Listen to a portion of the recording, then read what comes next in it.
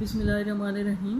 Lecture 26 میں ہم نے پاکستان اور سوویت یونین کے تعلقات کے بارے میں پڑھا تھا، اور اس میں سے ایک پوائنٹ ہمارا رہ گیا تھا جس کو آپ کمپلیٹ کرتے ہیں، وہ ہے افغانستان میں مداخلت، یعنی روس کی افغانستان میں مداخلت۔ روس افغانستان میں دوستی کے پردے میں اپنے قدم جماتا رہا، اور 1979 میں اس نے افغانستان میں اپنی فوجیں بھیج دی، جس سے پاکستان کی سلامتی کو بھی خطرہ لاحق ہو گیا۔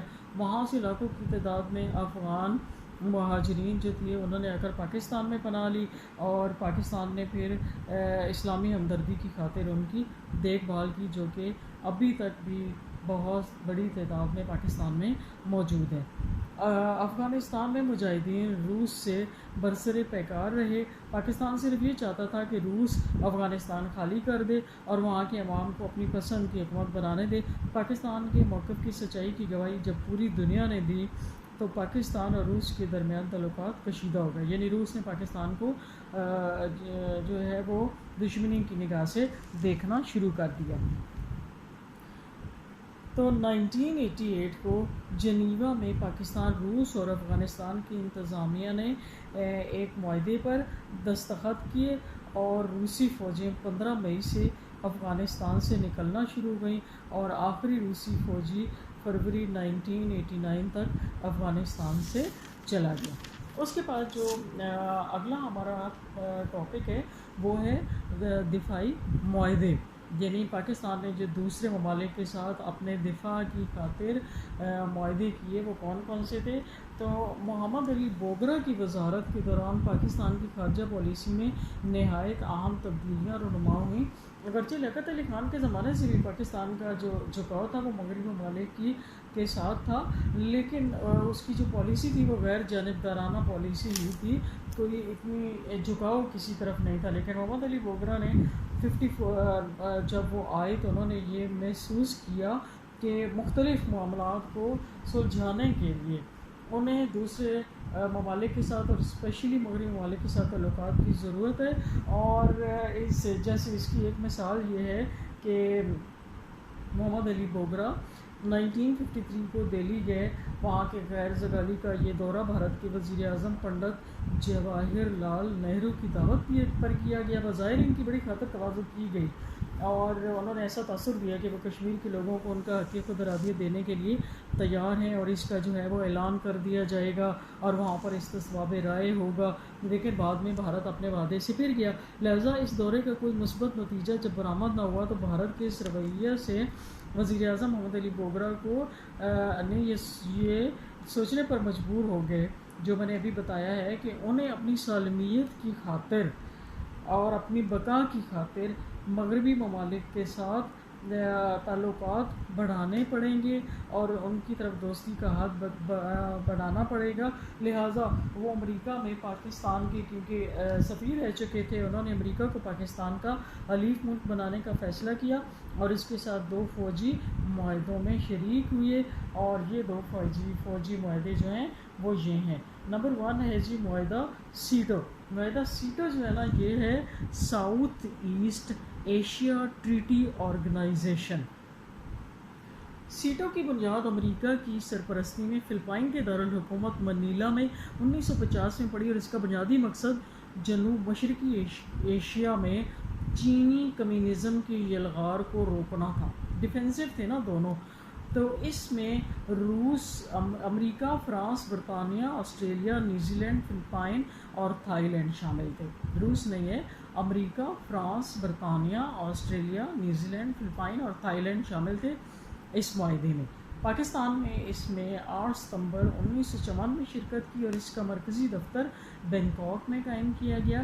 اس تنظیم کا ایک اجلاس 1956 میں کراچی میں بھی ہوا، اور اس معاہدے نے جنوبی ویتنام، لاؤس اور کمبوڈیا کو کمیونزم کے خلاف تحفظ دیا۔ یہ معاہدہ اگرچہ فوجی نوعیت کا تھا، لیکن اس نے رکن ممالک کی اقتصادی ترقی کے لیے بھی امداد کی، اور اس نے جو رکن ممالک تھے ان کے طلبہ کے لیے فنی تربیت کا انتظام کیا۔ بینکاک میں فوجی قسم کا ٹیکنیکل اسکول کھولا گیا جہاں اعلیٰ فنی تعلیم کا انتظام کیا گیا۔ پھر رکن ممالک کے طلبہ کو اس میں داخلہ دیا جاتا۔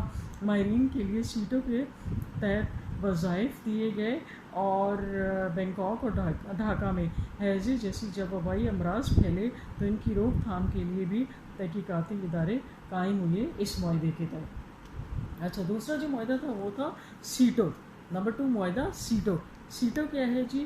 Central treaty organization. یہ دوسرا دفاعی معاہدہ تھا جس میں پاکستان 1953 میں شریک ہوا۔ یہ معاہدہ مغربی پاکستان کے دفاع کی خاطر کیا گیا، مغربی پاکستان کے دفاع کی خاطر۔ اس کی دعویٰ اس وقت پڑی جب 2 اپریل 1954 کو امریکہ کی وساطت سے پاکستان اور ترکی نے ایک باہمی دفاعی معاہدہ پر دستخط کر کے میڈو یا مڈل ایسٹ ٹریٹی آرگنائزیشن قائم کی۔ کس نے؟ پاکستان اور ترکی نے ایک دفاعی معاہدہ کیا جسے کیا نام دیا گیا؟ میڈو، یعنی مڈل ایسٹ ٹریٹی آرگنائزیشن۔ اس وقت اس میں صرف پاکستان اور ترکی شامل تھے۔ امریکہ نے مصر کو اس تنظیم میں لانے کے لیے بڑے جتن کیے مگر صدر جمال عبد الناصر رضا مند نہ ہوئے، اور 3 فروری 1955 کو عراق اور ترکی کے درمیان ایک دفاعی معاہدے پر دستخط ہو گئے جو مصر اور دوسرے عرب ملکوں کی ناراضگی کا باعث بنا۔ عربوں نے اس کا مطلب یہ لیا کہ امریکہ اور برطانیہ عربوں کے درمیان پھوٹ ڈلوانے کی کوشش کر رہے ہیں۔ اپنی دفاعی ضروریات پوری کرنے کے لیے پاکستان نے بھی اس میں شرکت کا فیصلہ کیا، چنانچہ 23 ستمبر 1955 کو برطانیہ، پاکستان، امریکہ، عراق اور ترکی نے باہمی دفاع معاہدے پر دستخط کر کے میڈو کو بغداد پیکٹ میں تبدیل کر لیا۔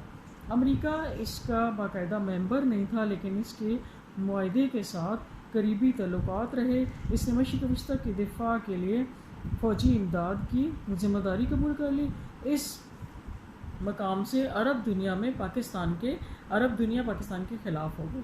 پھر 1958 میں عراق میں فوجی انقلاب کے بعد عراق نے اس معاہدے سے علیحدگی اختیار کر لی، لہٰذا اس معاہدے کا نام پھر بدل کر سینٹرل ٹریٹی آرگنائزیشن یعنی سیٹو رکھ دیا گیا، اور اس معاہدے کا صدر مقام ترکی کا دارالحکومت انقرہ بن گیا، اور اس کا مقصد پرامن حالات قائم رکھنا، کمیونزم کے تدارک کے لیے اقدامات کرنا تھا۔ کمیونسٹ خطرے کی صورت میں رکن ملکوں کی سرحدوں کی حفاظت کرنا بھی معاہدے کے مقاصد میں تھا۔ اس کے علاوہ رکن ممالک جن امور سے اپنی آزادی کے لیے خطرہ محسوس کرتے تھے ان کی حفاظت بھی اس کے فرائض میں شامل تھی۔ اس معاہدے کی وجہ سے پاکستان، ایران، ترکی، برطانیہ کے درمیان تعاون میں فروغ حاصل ہوا، اور ان ممالک نے مشترکہ فوجی مشقوں میں بھی حصہ لیا اور ان کو فوجی امداد بھی ملی۔ اگلا پوائنٹ ہے جی، کیا کھویا کیا پایا، یعنی یہ جو معاہدے ہوئے ڈیفینسو یا دفاعی معاہدے ہوئے بڑے ممالک کے ساتھ پاکستان کے، تو اسپیشلی پاکستان کو اس سے کچھ ملا یا اس نے کچھ کھویا، کیا فائدہ ہوا، واٹ واز دا آؤٹ کم؟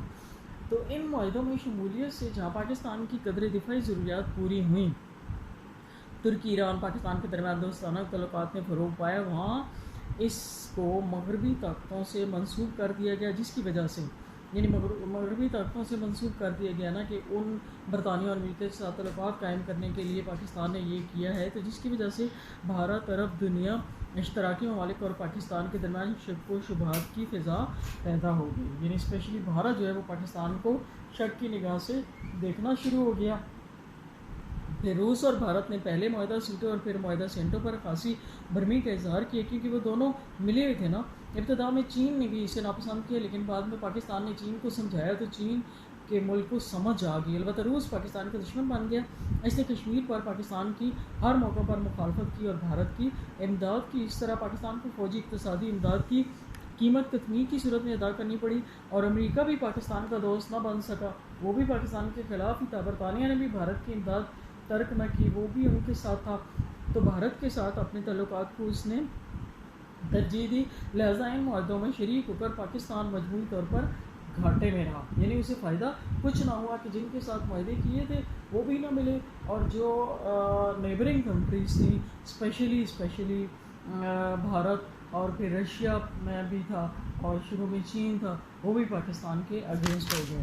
اچھا جی، معاہدوں سے علیحدگی، جب پاکستان نے دیکھا کہ ان معاہدوں کا کوئی فائدہ نہیں ہے تو پھر پاکستان کو اس بات کا شدید احساس تھا کہ اس نے فوجی معاہدے میں شریک ہو کر پایا کم اور کھویا زیادہ ہے، تو امریکہ اور روس مشرقی پاکستان کو بنگلہ دیش بنانے کی بھارتی سازش میں شریک تھے، سقوط ڈھاکہ کے بعد پاکستان کی معاہدہ سیٹوں میں شامل رہنے کا کوئی جواز نہ تھا، اس لیے اس نے اس معاہدے سے 1973 کو علیحدگی کا اعلان کر دیا۔ فرانس اس سے پہلے اس تنظیمی سرگرمیوں میں حصہ لینا بند کر چکا تھا اور 1975 اس معاہدی کونسل نے خود اس تنظیم کو ختم کر دینے کا اعلان کر دیا۔